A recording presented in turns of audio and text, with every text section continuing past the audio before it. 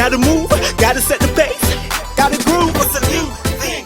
Gotta move. I think we all can appreciate some good food, some good burgers, some good tacos, some good chicken, a little side of macaroni and cheese. Yeah, I said side, because macaroni is not the main dish. Like, we gonna put that to bed right now. But not everybody can whip up some good food, though. I'm gonna let you know right now. If you don't know the meaning of a little paprika, I'm sorry to break it to you, fam, but you can't whip up no good food. If you don't got at least 20 seasonings in your spice cabinet, I'm sorry, fam, but you can't whip up no good food. If you don't even know the meaning of a spice cabinet, I'm sorry, fam, but you can't whip up no good food. But I'm gonna keep it straight 100 with y'all. I used to not be able to cook. Notice I said used to, though. Because now, you know, I can whip up a little something, you feel me? Because I know me some good food. And I know the recipe for knowing if someone knows how to make some good food. And because I'm that nice of a person, I'm going to let y'all in on that little secret. So you can avoid a future confrontation. Because, you know, we all have been invited to people's houses. And, you know, they give you some food that's, you know, kind of lacking. And now what? You sitting there like Cornelius Fillmore with some dry chicken. So to help remedy that little situation, I'm going to put you up on game on the perfect question you need to ask someone before you go over to their house trying their food is how they feel about Thanksgiving food. If they don't like Thanksgiving food, that means they ain't never been exposed to some good cooking, which definitely means that they don't know how to whip it up, and that's a red flag. But before y'all go cutting ties, breaking up with people, I'm gonna put y'all up on game on how to turn that into a positive to work in your favor. Cause I am all for the Make a Person Better program.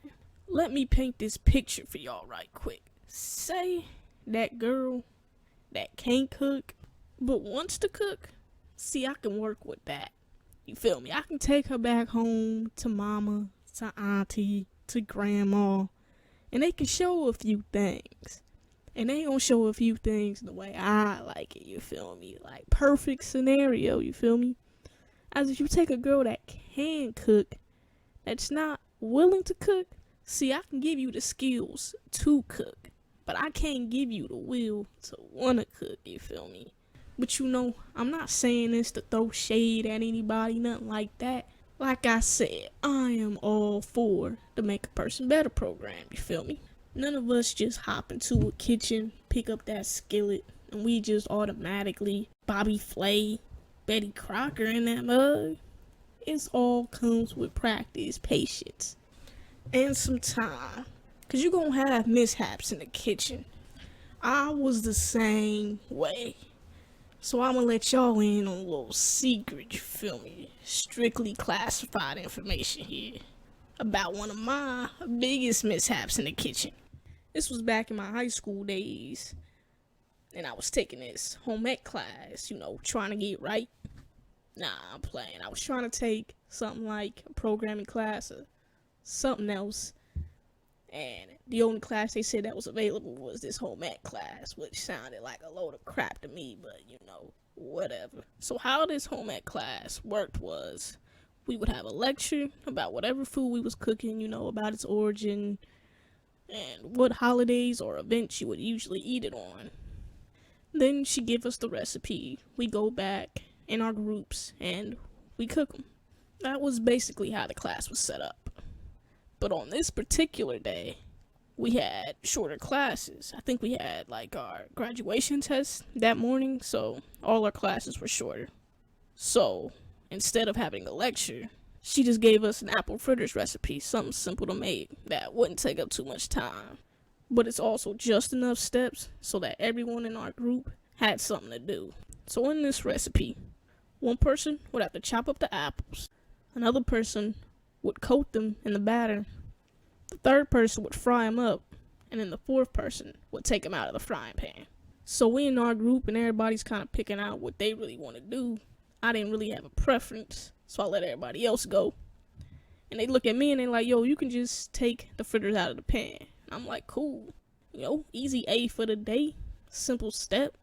I shouldn't mess this up, but I did. So as we get into this recipe and we progressing through these steps, I'm waiting, you feel me, because I got the last step, so I gotta wait till everybody else is done. I'm just sitting there chilling, and my friend is finally like, okay, they done. So, I grabbed the plate, I grabbed the spatula, I'm sitting there, taking them out of the frying pan, putting them on the plate, and what happened next?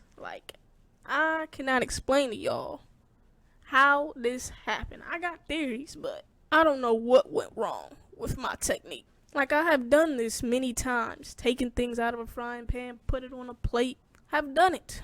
But this particular day, it just didn't work out in my favor. So as I'm taking these apple fritters out of the pan, the napkin on the plate decides it wants to catch on fire. And I'm like, oh shoot, I need to figure out how I'm gonna blow this ish out. And my friend is sitting there tabbing me, saying, blow it out. I'm like, I know. But the problem was, it caught fire on the back end of the plate. And you see this here. If I would have reached over to try to blow this fire out, my dreads would have caught on fire, yo. So that was a no-go. I wasn't going to be the reason that now she has a stop, drop, and roll lecture. I wasn't going to be the reason that now there's stop, drop, and roll posters all throughout the classroom. I wasn't signing up to be the poster child for that. I wasn't going to be her I had a student one time story. That now the rules that she currently has in place are because of that stupid kid. That being me. I wasn't signing up for any part of that. So what I decided to do is try to turn this plate towards me so that I can get better positioning on this flame. So as soon as I got it to a good angle that I was comfortable with blowing this thing out, it just took 2 puffs and it was gone.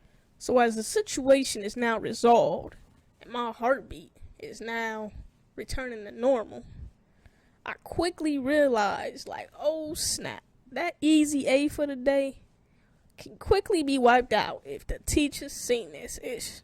So I immediately start looking around to figure out where the heck she may be at. And if she saw that ish, and I see her at one of the other kitchens helping them out, and I'm like, okay, cool. Because I really didn't know the protocols for starting a fire in the classroom, but I wasn't trying to find out. I'm pretty sure that that's an immediate fail. You gotta take this class over again next semester. Better yet, you expelled. Go get your GED. Do not pass go. Do not collect $200. We don't want to see you no more. To me, I was thinking, what is the worst possible thing that could happen right now? But as I located where the teacher was at, I noticed that the kitchen that she was helping, all of them, besides one that was actually paying attention to what she was saying, is over there looking at me. 2 of them are sitting there laughing. One of the girls got her mouth dropped down to the floor. And then I'm looking at the other 2 kitchens, and they all looking at me, laughing, jaws dropped to the ground, snickering. I'm like, yo, turn around, yo. Come on. They was really trying to get me in some trouble, y'all. I wasn't trying to figure out what was going to happen if the teacher found out I caught this plate on fire. But they was like, yo, we kind of want to find out what's going to happen if the teacher finds out if we caught this plate on fire.